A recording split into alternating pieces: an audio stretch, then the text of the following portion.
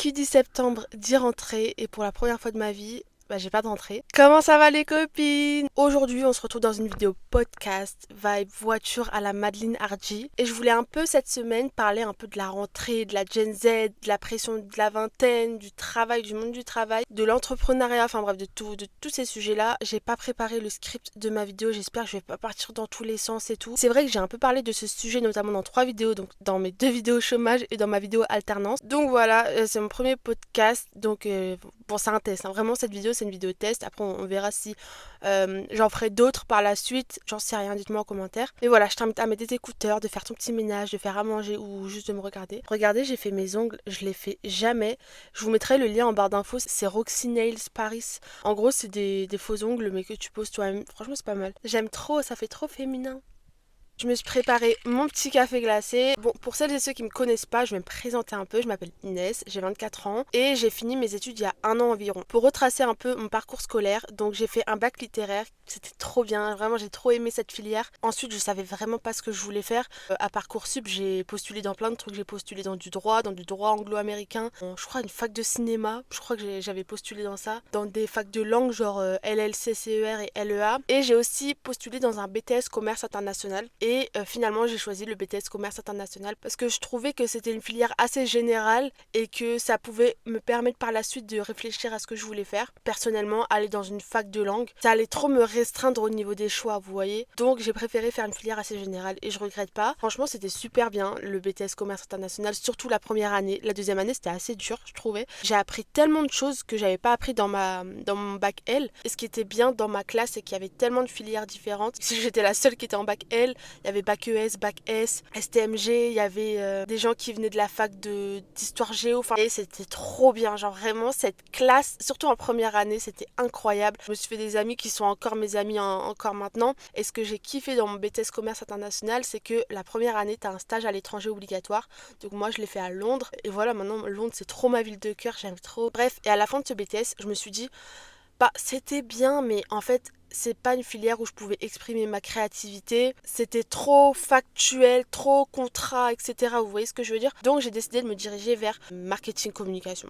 Voilà, à peu près comme 50% des gens de ma génération et qui se retrouvent au chômage. Et donc, voilà, en gros, j'ai fait 3 années dans marketing communication digitale, un peu tout ça. Et ces 3 années-là, je les ai fait en alternance. Une année dans une entreprise où j'étais 100% en télétravail parce que c'était le Covid. Et les 2 autres années dans une entreprise. Franchement, ça s'est bien passé la deuxième alternance et ça m'a permis d'économiser, de coffrer, de partir en voyage et bien sûr d'en apprendre plus sur le terrain, tu vois. Bref, ça c'était il y a pile un an. Je finis mes études, je finis mon contrat en alternance et moi j'avais pour projet, mais vraiment c'était mon projet, vraiment j'y pensais depuis le BTS, c'était faire un road trip en Asie. D'ailleurs, j'ai partagé plein de vidéos sur ma chaîne YouTube si vous êtes intéressés. Il y a une playlist road trip en Asie, j'aime trop ces vidéos. Donc j'ai fait la première partie du voyage avec mon amie Clara, justement que j'ai rencontrée en BTS. Moi je voulais partir directement après la fin de mes études, donc genre en septembre-octobre. Mais en fait, je me suis rendu compte assez vite que je manquais d'argent, même si j'avais un peu coffré, en fait, il me manquait de l'argent. Du coup, ce que j'ai fait, c'est que tout le mois d'août, j'ai recherché un travail, un intérim de 4-5 mois.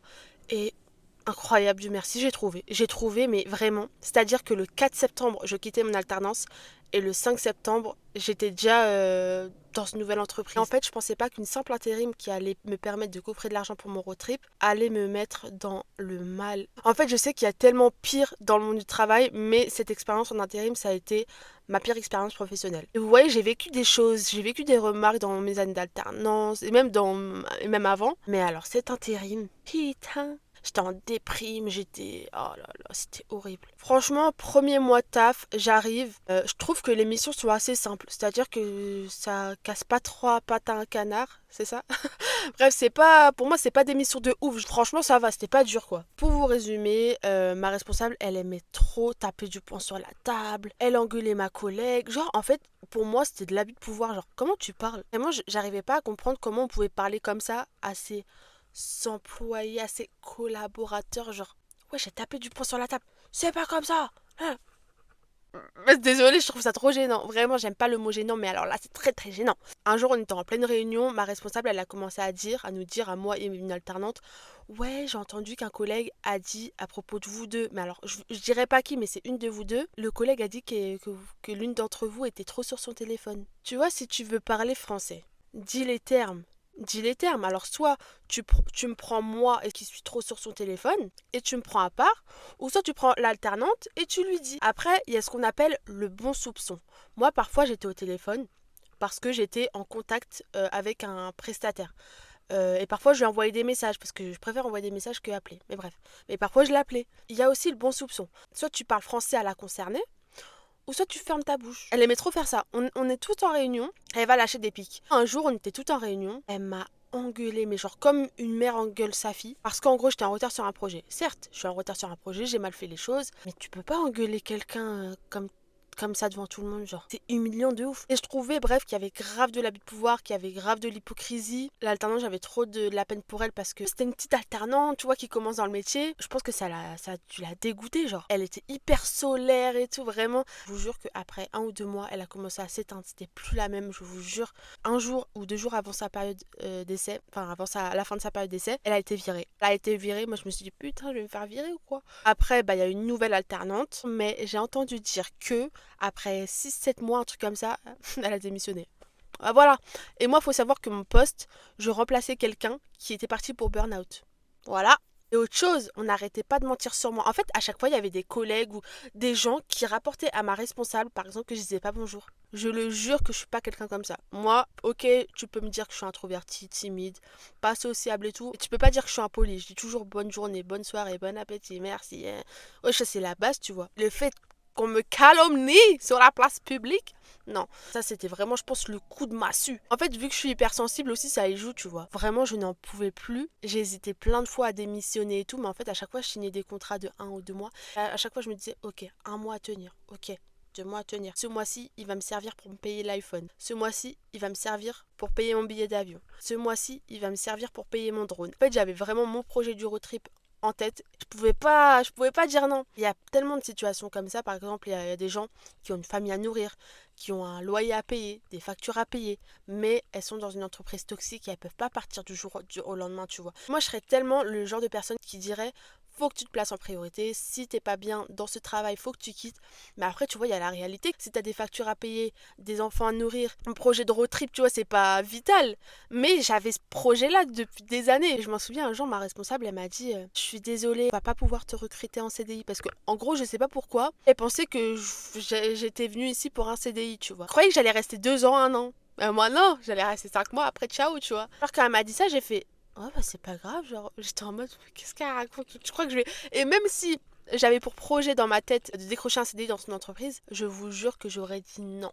Après, je dis ça et tout, mais j'ai rencontré des personnes là-bas trop gentilles. Je pense que la Gen Z, c'est une génération qui va moins se laisser marcher dessus. Il y a certaines personnes qui disent ouais, la Gen Z c'est des feignants, et en gros ils prennent pas leur travail au sérieux, tout ça, enfin voilà. Moi je trouve pas. Moi je trouve que la Gen Z, je sais pas ce que vous en pensez, mais moi je suis de la Gen Z et voilà.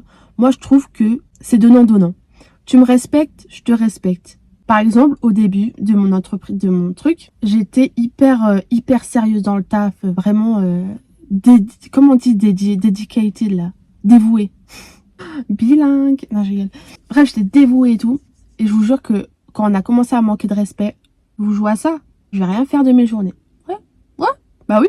J'aime trop notre génération. Parce que je trouve qu'on est une génération qui se laisse pas marcher dessus. En fait, c'est pas parce que t'es ma responsable ou que sais-je que tu vas pouvoir me manquer de respect. Bon, après, je dis ça, mais vous voyez, quand elle m'a engueulée, j'ai eu les larmes aux yeux.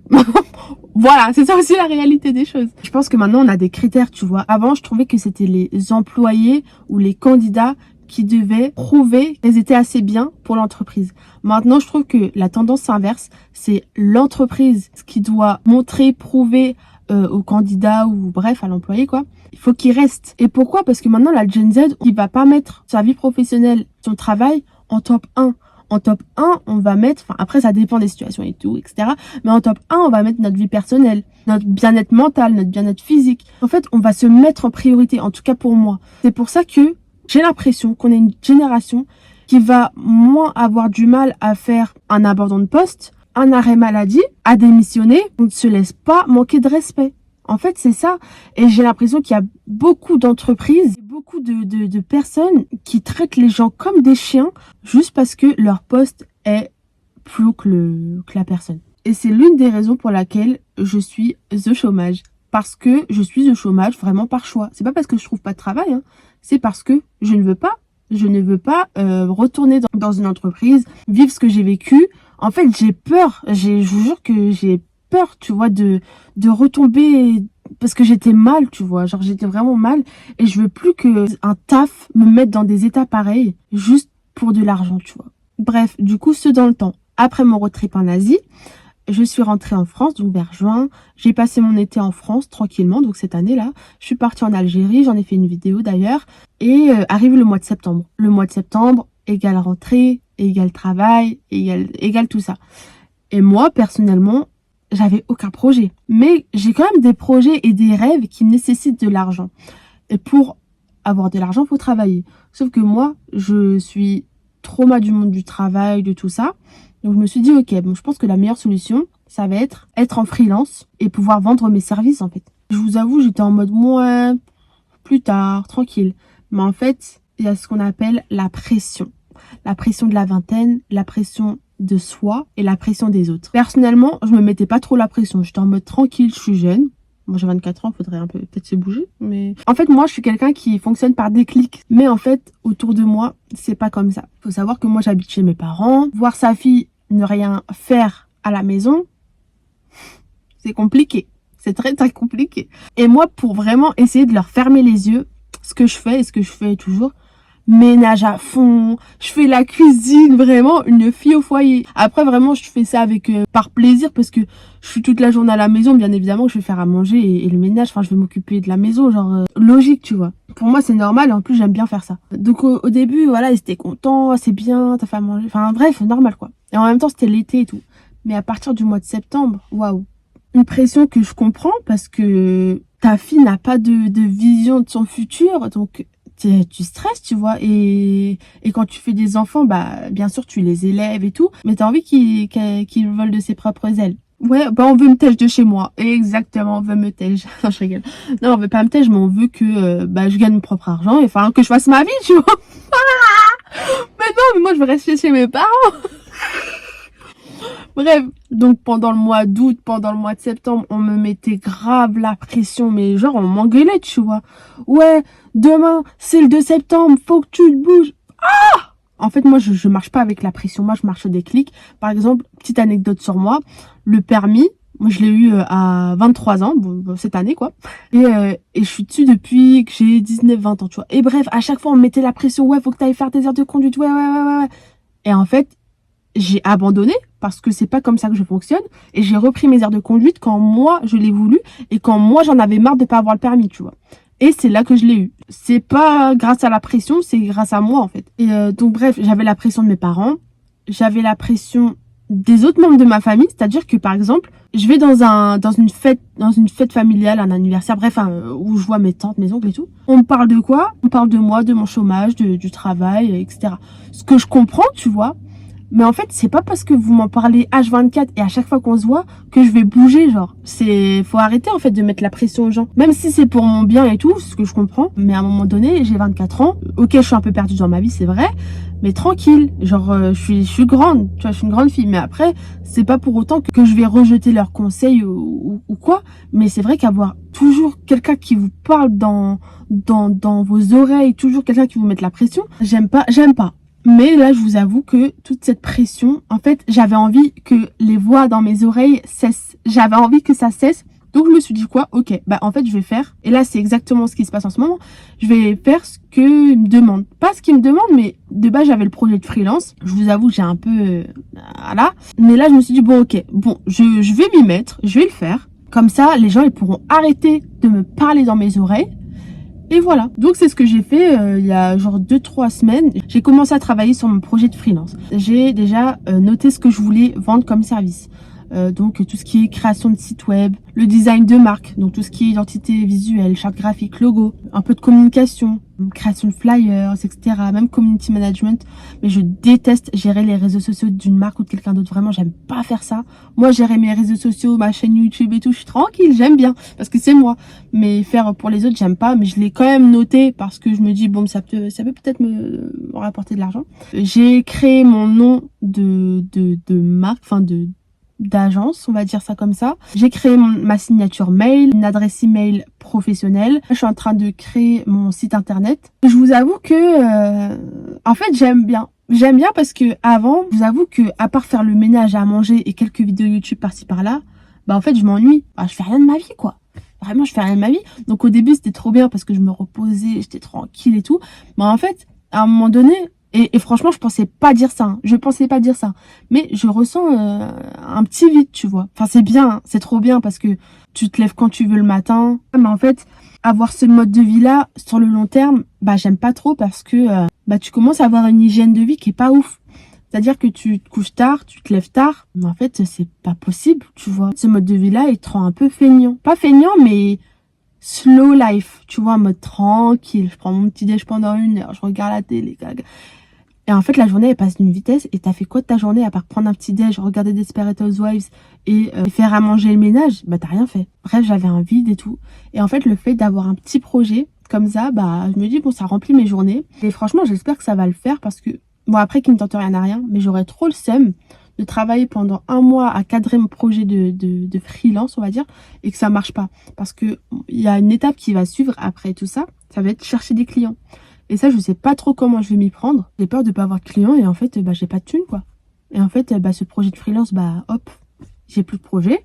Et qu'est-ce que je fais après? Bah, je sais pas.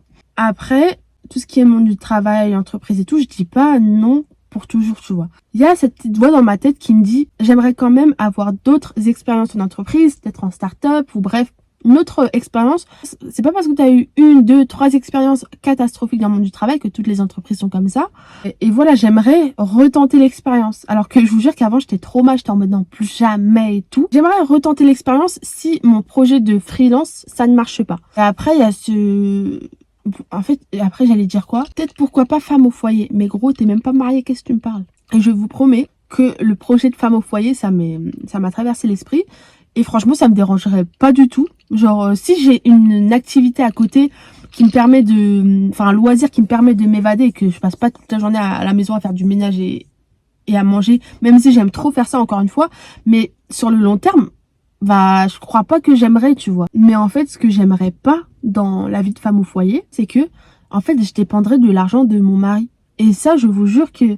Bon, après, tu vois, si mon mari, c'est un milliardaire et tout, pourquoi pas? Ou un millionnaire. Mais je pense que ça va pas être ça, tu vois, la réalité des choses. Si j'ai envie d'aller au restaurant avec mes copines et tout, j'aurais pas envie de prendre l'argent de mon mari, de quelqu'un d'autre. Genre, la réalité des choses, c'est que je veux avoir mon propre argent, je veux pouvoir dépenser mon argent, tu vois. Et donc, du coup, femme au foyer, pourquoi pas pour un temps, mais bon, en fait, je dis ça, mais je suis même pas mariée. Qu'est-ce que je raconte? Je divague. J'ai dit à une amie, ouais, donc j'ai commencé à bosser sur ma création d'entreprise et tout. Et elle m'a dit, ah, mais moi, je pensais que t'allais créer une entreprise pour YouTube. Et franchement, j'aimerais trop. Mais déjà, ma mère, elle me tuerait. Et de deux, je suis pas assez... Enfin, je suis une petite youtubeuse qui fait des petites vidéos par-ci par-là. Et je vais certainement pas reposer tout mon avenir sur YouTube. Pas du tout, parce que je suis consciente... Enfin, en gros, je sais pas comment expliquer, mais je suis pas... genre, je suis personne sur YouTube. J'aimerais trop, tu vois. Moi, depuis que je suis petite, j'ai envie de faire des vidéos sur YouTube. Et imaginons... Un jour ça marche, ça serait incroyable, mais je fais pas des vidéos pour que ça marche. Là, moi, je fais des vidéos tranquilles parce que c'est un truc qui me fait plaisir. Genre, j'aime trop faire mes vidéos YouTube, j'aime trop quand il y a des commentaires, j'aime trop faire mes miniatures. J'aime trop... En fait, c'est mon petit loisir, tu vois. Il y a des gens, leur loisir, c'est d'aller au foot. Bah, moi, c'est de faire mes vidéos sur YouTube. J'aime trop. Je rêve de faire ça depuis que je suis petite. Donc, du coup, pouvoir le faire, mais je suis trop contente. Genre, je vous jure que c'est une fierté pour moi, vraiment. Le fait de m'être lancée, etc., mais je suis trop fière de moi. Je suis trop fière de moi. Bien évidemment, en ce moment, je suis dans mon projet freelance, etc. Mais je ne perds pas de vue ma passion pour les voyages. Bien sûr. Quand je suis partie en road trip en Asie, c'était les plus beaux mois de ma vie. Je suis rentrée quand j'en avais besoin. C'est-à-dire que après des mois de voyage, de parcourir l'Asie et tout, oh là là. J'avais besoin de rentrer quand même. Je pense que j'ai bien profité de chez moi. J'ai bien profité de la maison. Je pense que je suis prête pour partir pour de nouvelles aventures. Rien n'est sûr. Je peux prendre du jour au lendemain un billet pour partir au Guatemala d'un coup de tête. Hein. Retenez cette phrase. Bref, en vrai, je sais pas. C'est en cours de réflexion. Mais peut-être qu'un road trip se prépare. Je sais pas. Je dis ça comme ça. Ça se trouve, rien ne sera fait. Hein. Peut-être que oui. Peut-être que non. Mais moi, je ne le sais pas. Je sais pas encore. Bref, donc voilà. Donc je perds pas de vue ma passion pour les voyages en tout cas. Et bien sûr, si je repars en road trip, si je repars en voyage, même juste en voyage comme ça, bien évidemment que je vous filmerai sur YouTube parce que j'aime trop faire ça. D'ailleurs, je filme à l'iPhone depuis quelques vidéos et j'ai plus de caméra. Mon Canon G7X il marche plus. Du coup, je sais pas si pour mes prochaines vidéos, si je repars en voyage, etc., si je reste avec l'iPhone ou si je m'achète une nouvelle caméra. Je vous avoue que je sais pas. Moi, mon goal de caméra, c'est en mode une grosse caméra, grand angle, mais je sais pas combien ça coûte, peut-être 1000 €, c'est trop cher. Et ce que j'aime bien aussi comme caméra, c'est, vous voyez, la petite caméra de vlog, la GI, genre elle est toute mini et tout, j'aime bien. Mais après, je trouve que la qualité, enfin, je sais pas, que parfois, je vois des qualités qui sont comme l'iPhone, et parfois, je vois des qualités de ouf. Donc, je sais pas trop quoi en penser de cette caméra. Et par contre, pour vlogger, elle est incroyable. Mais je sais pas. Donc soit je reste avec l'iPhone et je sais pas. En tout cas, ce micro, faut que je le change parce que depuis tout à l'heure, je galère à faire ma voix. Bref, je pense avoir tout dit en soi. J'ai fait le point sur ma situation actuelle. Je vous ai parlé de mon parcours scolaire, de la Gen Z, du chômage, de l'entrepreneuriat, de la pression des autres, de la vingtaine, etc. Je pense avoir fait le tour. En tout cas, pas mal ce petit concept voiture, podcast et tout, hein. Pas mal. Dites-moi ce que vous en avez pensé en commentaire. Moi, j'aime trop quand il y a des commentaires. Vraiment, quand je reçois un commentaire, je suis comme une ouf. Je suis en mode, ouais, yes, je cherchais un commentaire, je suis trop contente. D'ailleurs, pour celles qui me suivent, j'aimerais vous poser une question. En fait, il y a 2 personnes sur mon Instagram qui m'ont dit, est-ce que t'as Snap? Et je leur ai dit, bah non, j'ai pas de Snap public. Enfin, j'ai que mon Snap privé, mais franchement, si j'en ai un, je le posterai. Est-ce que ça vous intéresserait que je fasse un Snap public? Je sais pas, pourquoi pas, bref, dites-moi ce que vous en pensez, parce que avant vraiment je suivais pas du tout les Snapchatteuses et tout, j'étais pas du tout dedans, mais depuis peut-être un an, j'aime bien suivre les stories Snap des meufs et des gens, et je me dis, ah, pourquoi pas moi, je sais pas, hein. Après je serais pas Snap poupette, non, pas du tout, mais genre, vous voyez, des petits snaps tranquilles. Bref, dites-moi ce que vous en pensez. Il y a 2 filles qui m'ont demandé ça, j'étais en mode, ah ouais? Comme ça, quand je poste pas de vidéo, vous pouvez me suivre sur Snap. Voilà, donc j'espère que cette vidéo vous aura plu, vous aura diverti, etc. Et on se retrouve très vite pour une prochaine vidéo. Bisous!